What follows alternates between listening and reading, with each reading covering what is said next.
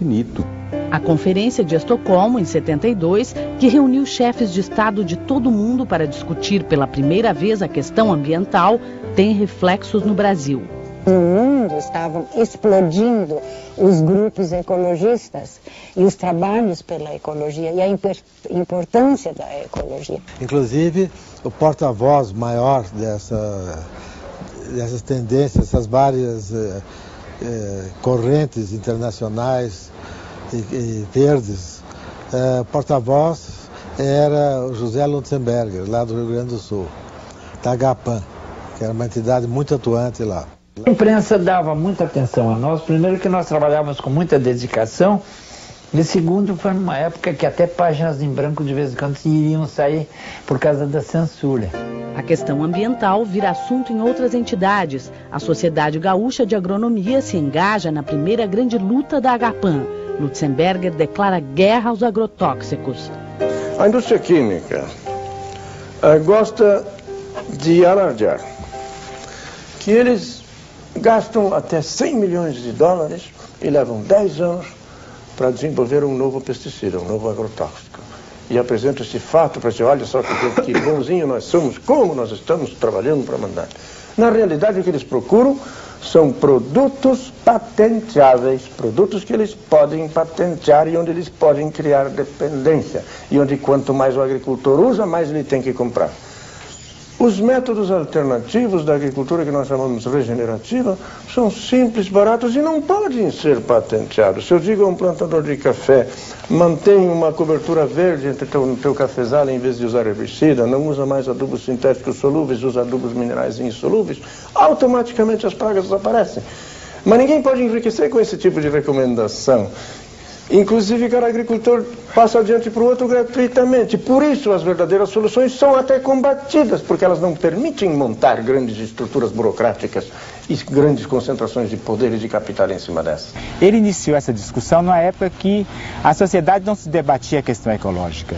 E ele sofreu assim, pressão de grandes grupos econômicos, principalmente das transnacionais ligadas ao setor de agroquímicos, que ele combatia com muita intensidade. O Lutzenberger fez uma série de palestras e ele levou o nome da nossa entidade e o nome da ecologia e o nome da combate aos pesticidas para o resto do Brasil, inclusive a Amazônia. Em 1970 ele já apontava possibilidades de uma produção orgânica, de uma produção agroecológica.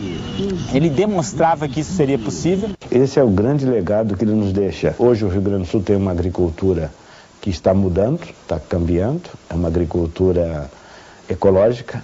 Lutzenberger e a Agapan conquistam definitivamente o apoio popular quando vencem a briga contra a Borregar, uma fábrica de celulose às margens do Guaíba que polui a água e o ar de Porto Alegre. Era um cheiro que dava um enjoo desgraçado, né? A empresa instala filtros, troca de nome, vira Riocel e contrata Lutzenberger.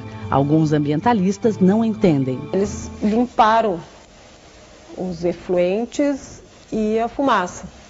E aí depois eu acho que fizeram um parque e o pai aí começou a trabalhar cada vez mais junto deles para melhorar o que já tinha começado a ficar bom. Tinha gente dos nossos ecologistas que vinham assim para nós, agora a gente tem que combater o Lutz, ele não pode fazer isso porque não sei o que, ele está se vendendo. Muitos ambientalistas assim, politizados, eles diziam que não podia, como que ele ia trocar de facção assim? O pai disse, mas eu não sou parte de nenhuma facção, eu quero soluções para problemas, o resto não me interessa. O argumento dele era que tu não pode só criticar. Não adianta tu criticar tudo que está errado, se tu não tenta achar uma solução. E ele buscou essa solução e encontrou muita solução. Em 73, o governo federal cria a Secretaria Especial de Meio Ambiente, quase sem poderes, mas com um ecologista na direção, Paulo Nogueira Neto.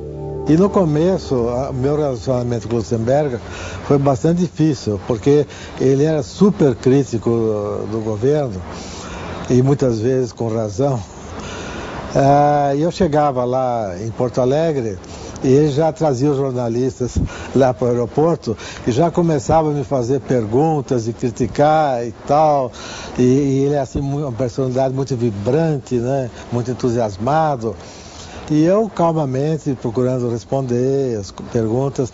E um dia ele fez uma declaração para um amigo meu que eu achei muito importante a meu respeito. Ele disse: olha, quer saber de uma coisa? O Paulo Nogueira não é tão ruim quanto eu pensava. Então, isso para mim foi um elogio, né? Porque o que eu queria com o Lutzenberger é exatamente trocar ideias com ele, né? Em 75, um jovem de 20 anos, membro da Agapan, discípulo de Lutzenberger, sobe numa árvore em Porto Alegre para impedir que ela seja cortada. O assunto vira manchete nos jornais do país e o gesto do estudante, um símbolo da resistência ambiental.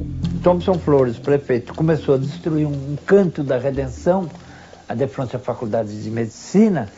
Fizemos um manifesto escrito que não foi publicado, não deram importância a qualquer coisa.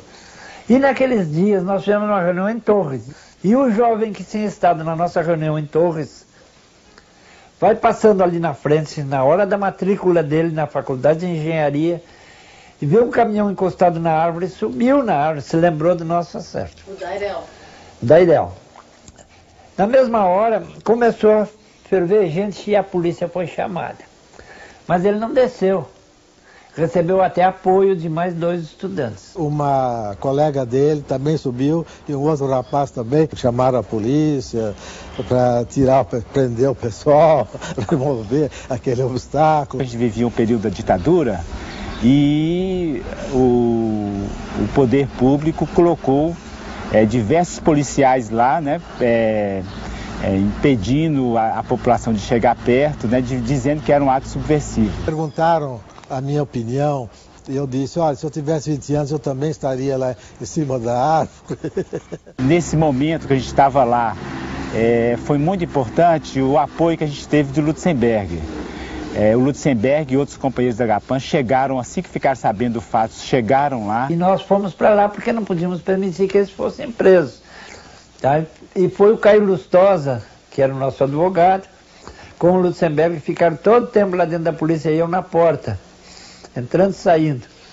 E conseguimos libertar os jovens todos. E o resultado prático foi que respeitaram a árvore, até hoje a árvore está lá. E quando eu vou a Porto Alegre, eu tenho imenso prazer de passar lá e ver aquela árvore de pé. Se eu faria de novo, eu faria sim. Só que hoje acho que eu não estaria isolado, não seríamos só 3 jovens em cima da árvore. Ainda em 75, as areias da praia do Hermenegildo, no litoral do Rio Grande do Sul, ficam cobertas de peixes mortos. O diagnóstico oficial é maré vermelha, um fenômeno natural. Lutz denuncia a contaminação pelo agente laranja, um produto químico altamente tóxico que havia vazado de um navio estrangeiro atracado na costa gaúcha.